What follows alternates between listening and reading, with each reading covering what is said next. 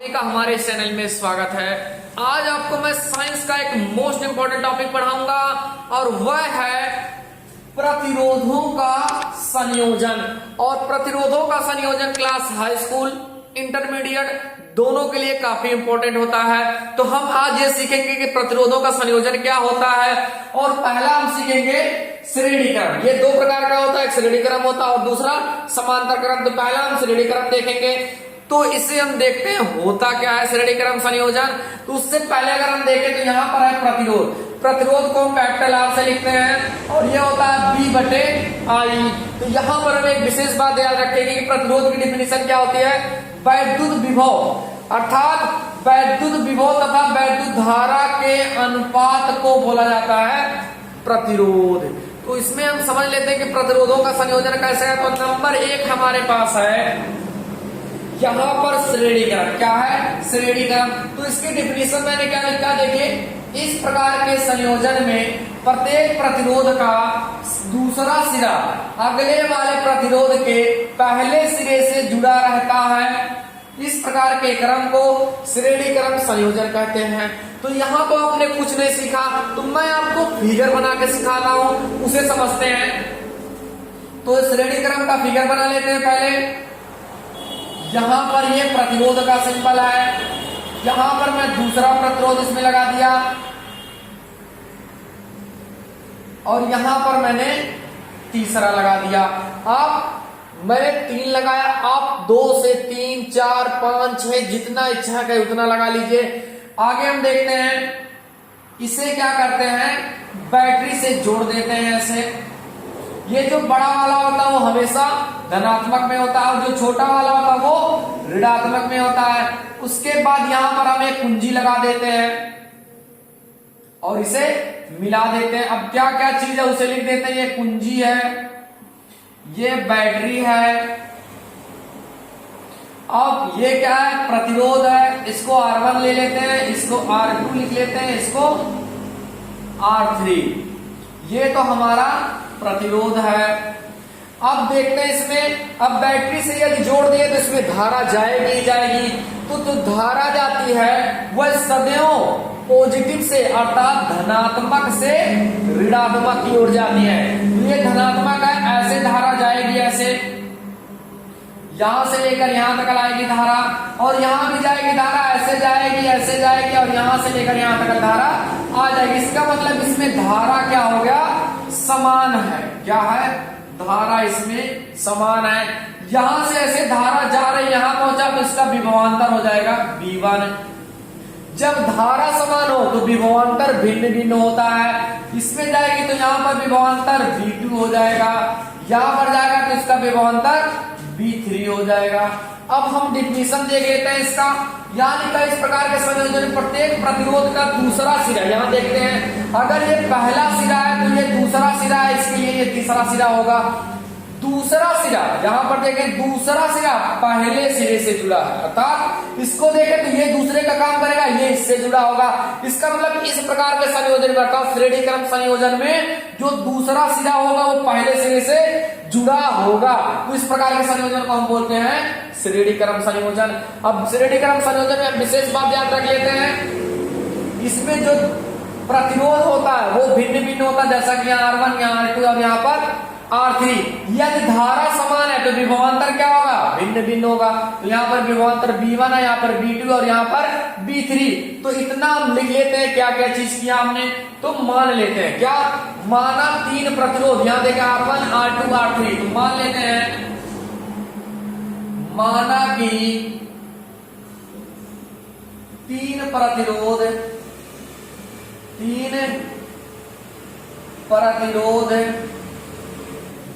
R1, R2 तथा R3 है, जिसमें बहने वाली धारा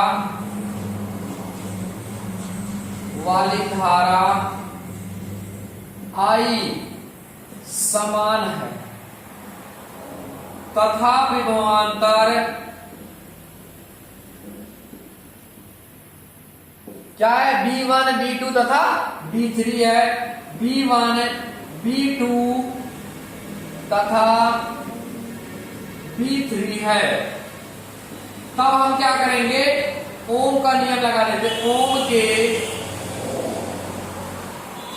नियम से, तो ओम का नियम होता है B बराबर IR, इसे हम बना लेते हैं समीकरण 1। तो एक बार हिंदी समझ लेते हैं, क्या हिंदी लिखे देखिए, माना 3 प्रतिरोध R1, R2 तथा R3 किस क्रम में जुड़े हैं, श्रेणी क्रम में जुड़े हैं। इसमें बहने वाली धारा आई क्या है, समान है, तथा इसका विभवांतर B1, B2 तथा B3 है। तब हमने किसका नियम लगाया, ओम का नियम होता है B = IR। अब इसी प्रकार हम लोग क्या करेंगे, पहले प्रतिरोध में देख लेंगे उसमें विभवांतर कितना, दूसरे में देख लेंगे और तीसरे में देख लेंगे, उसके बाद कुल विभवांतर निकाल लेंगे। तो हम अब आगे देखते हैं। तो आगे हम देखें, तो जैसे हमने ओम का नियम लगाया था वो होता है B बराबर IR। अब हम क्या कर रहे हैं, ये पहला प्रतिरोध है और हमने क्या किया, पहले प्रतिरोध के सिरों पर विभवांतर। तो यहां पर हम देखें हमारा फार्मूला B बराबर होता है, यार इसमें विभवांतर हमारा है B1 और धारा हमारा समान है, उसे जो का त्यों लिखेंगे। इसमें अगर हम देखें प्रतिरोध, तो प्रतिरोध यहाँ R है, तो लेकिन इसमें प्रतिरोध कितना है, R1। इसी प्रकार हम R2 में निकाल लेंगे और R3 में कितना विभवांतर होगा वो देख लेते हैं। तो लिख देते हैं इसी प्रकार, क्या, इसी प्रकार। अब इसी प्रकार दूसरे प्रतिरोध में विभवांतर, इसमें B2 है, यहां धारा समान है, इसमें प्रतिरोध इसका है R2। ये हो जाएगा, इसको समीकरण बना लेते हैं, समीकरण 2, और ये हो जाएगा समीकरण 3। उसके बाद इसमें भी देख ली, तो इसमें भी विभवांतर है B3 और धारा समान है, और इसका प्रतिरोध हो जाएगा R3। ये हो गया समीकरण हमारा 4। उसके बाद अब देखिए हमने अलग अलग सबका विभवांतर निकाल लिया। अब हम क्या करेंगे, कुल प्रतिरोध निकाल लेते हैं, क्या, कुल विभवांतर, क्योंकि विभवांतर डिफरेंट विभवांतर निकाल लेते हैं, कुल विभवांतर। तो ये हो जाएगा B बराबर B1, B2 और B3। तो ये तो हमने कुल विभवांतर निकाला। अब इसे हम क्या करते हैं, फिगर को मिटा देते हैं। तो फिगर को मिटा दिए हम। अब इसे हम क्या करेंगे, वैल्यू रखेंगे। यहाँ B का मान समीकरण 1 से देखें तो यहाँ पर है IR, B1 का मान देखें तो इसका मान है IR1 प्लस इसका मान है IR2 और इसका मान है IR3। अब आगे हम देखें तो इसमें I और I इसमें क्या है, समान है, तो इसमें से I कॉमन लेते हैं। पहले इस साइड वाला वैल्यू लिख लेते हैं, यहां से हमने I कॉमन ले लिया, तो यहां पर आ जाएगा R1 प्लस R2 और प्लस R3। यहां I से I देखे तो कैंसिल हो जाएगा, यहां बचेगा R बराबर R1, R2 और R3। ये हो गया हमारा श्रेणी क्रम का सूत्र। ये इस सूत्र से अगर हम देखें तो हमें क्या पता चल रहा है कि जो प्रतिरोध है अर्थात कुल प्रतिरोध, इसको बोलते हैं तुल्य प्रतिरोध भी। तो जो तुल्य प्रतिरोध होता है उसके अलग अलग प्रतिरोधों के योग के क्या होता है, बराबर होता है। तुल्य प्रतिरोध मतलब होता है कुल प्रतिरोध। तो यहां पर हम देखेंगे तो कुल प्रतिरोध उसके अलग अलग प्रतिरोधों के योग के क्या होता है, बराबर। तो यह है श्रेणी क्रम का सूत्र। और श्रेणी क्रम में एक विशेष बात हम याद रखेंगे, विशेष बात यह याद रखना है कि जो श्रेणी क्रम होता है उसमें धारा क्या होती है, समान होती है, परंतु विभवांतर क्या होता है, भिन्न भिन्न होता है। और उसमें प्रतिरोध भी क्या होते हैं, वो भी हमारा भिन्न भिन्न होता है। तो इस बात को हम विशेष रूप से याद रखेंगे। हम दूसरा प्रकार देखते हैं, और दूसरा प्रकार यहाँ पर हमारा है समांतर क्रम, या इसी को बोला जाता है पांचचर क्रम।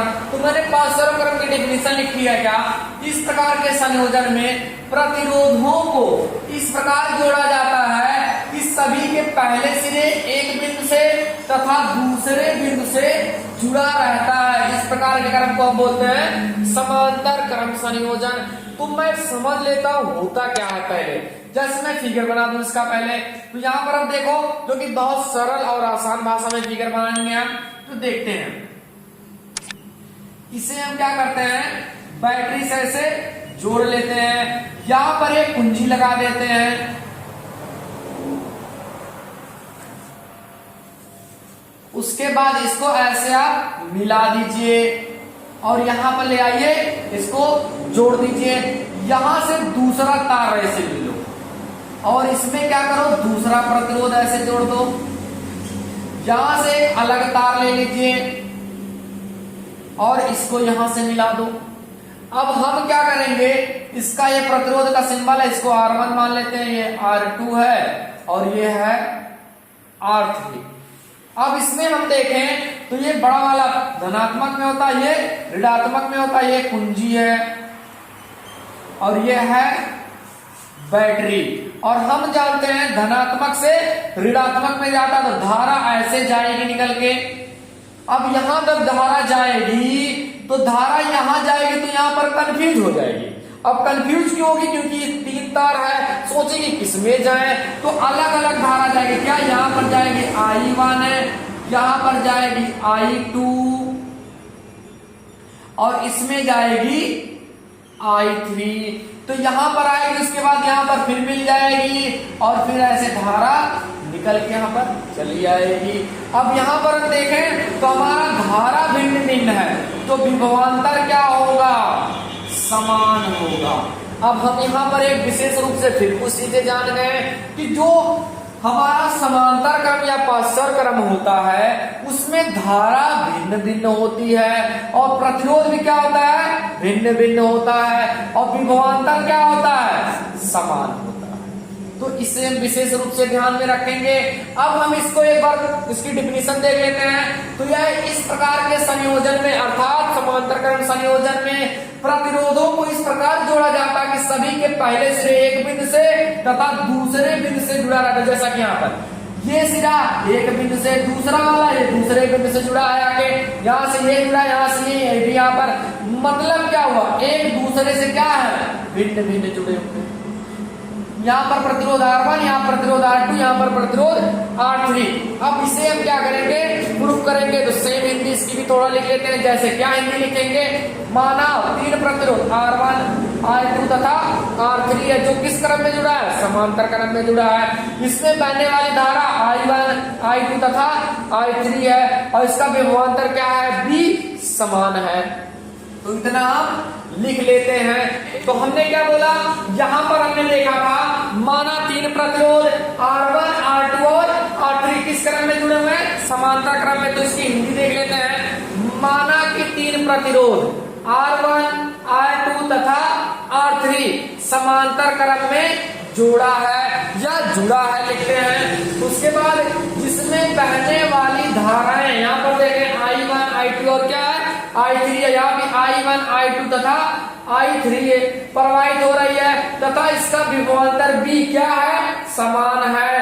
तब किसके नियम से, ओम के नियम से। तो ओम के नियम से देखते हैं और ओम का नियम हम लोग जानते हैं, B बराबर होता है I R। तो इसमें अगर हम देखें तो विभवांतर इसमें समान है और धाराएं क्या है, भिन्न भिन्न है। यहाँ पर I बराबर लिखते हैं, I बराबर क्या जाएगा, B बटे R। ये हो गया हमारा समीकरण 1। अब इसी प्रकार हम पहले प्रतिरोध में देख लेंगे, दूसरे में और तीसरे में कितनी कितनी धाराएं जा रही हैं। इसके बाद सभी धाराओं को हम लोग क्या कर लेंगे, जोड़ लेंगे। तो अब हम आगे देखते हैं। तो आगे हम क्या देखें, यहाँ पर हम निकाल लेते हैं पहले प्रतिरोध में, पहला प्रतिरोध है, दूसरा या तीसरा। तो पहले प्रतिरोध में देख ले धारा कितनी जा रही है। तो इसमें हम देख लेते हैं, ये हमने लिखा पहले प्रतिरोध में प्रवाहित धारा। यहाँ पर हमारा समीकरण I बराबर B बटे R। तो इसमें आपको कुछ बुद्धि नहीं लगाना, जरा सा भी नहीं। तो क्या करना है, बस देख के वैल्यू रखना। इसमें धारा क्या है, I1, तो इसके तरफ हम रख देंगे I1। B हमारा क्या, विभवांतर समान, इसमें नो चेंजिंग। R देख ले प्रतिरोध यहाँ पर है R1। इसी प्रकार हम लिख लेते हैं, इसी प्रकार। अब इसी प्रकार हम क्या करेंगे, दूसरे प्रतिरोध में देख लेंगे और तीसरे प्रतिरोध में। तो दूसरे प्रतिरोध में धारा क्या है, I2 और यहाँ विभवांतर समान है, इसमें धारा प्रतिरोध क्या हो जाएगा, R2। इसे समीकरण बना देते हैं, ये 2 और ये समीकरण क्या बन जाएगा, 3। अगले में भी देख लेते, इसमें प्रतिरोध में धारा देख ले तो I3 है, यहाँ रख लेते हैं। विभवांतर समान है, इसका प्रतिरोध क्या है R3। ये हो गया हमारा समीकरण नंबर 4। अब हम क्या करेंगे, कुल धारा निकाल लेते, तो फिगर को हम मिटा देते हैं। क्या निकाल ले, कुल धारा, कुल धारा। अब कुल धारा I बराबर हो जाएगा I1 प्लस I2 और प्लस I3। अब हम क्या करेंगे, समीकरण 1, 2, 3 और 4 से I का मान रखेंगे। तो समीकरण 1 से देखें तो I बराबर है B बटे R, यहां पर रखें तो B बटे क्या है R1, यहां पर है B बटे R2 और ये है B बटे R3, तो ये है B बटे R।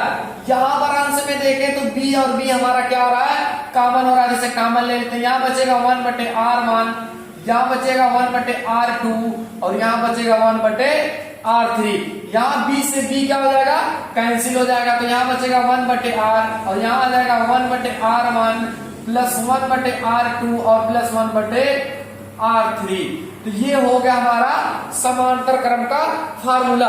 इससे हम एक विशेष बात देखते हैं, ये जो R है इसे बोलते हैं तुल्य प्रतिरोध। क्या बोलते हैं, तुल्य प्रतिरोध। तुल्य प्रतिरोध मतलब होता है कुल प्रतिरोध। तो यहां पर अगर हम देखें तो समांतर क्रम में जुड़ा हुआ तुल्य प्रतिरोध उसके अलग अलग प्रतिरोधों के व्युत्क्रम माने होता उल्टा, उसके अलग अलग प्रतिरोधों के व्युत्क्रम के योग के बराबर होता है। इसे बोलते हैं समांतर क्रम का सूत्र। ये आ गया हमारा समांतर क्रम का फार्मूला। तो इसी तरीके से वीडियो पाने के लिए आप लोग हमारे चैनल को लाइक, सब्सक्राइब और शेयर करना ना भूलें। वीडियो देखने के लिए धन्यवाद। जय हिंद।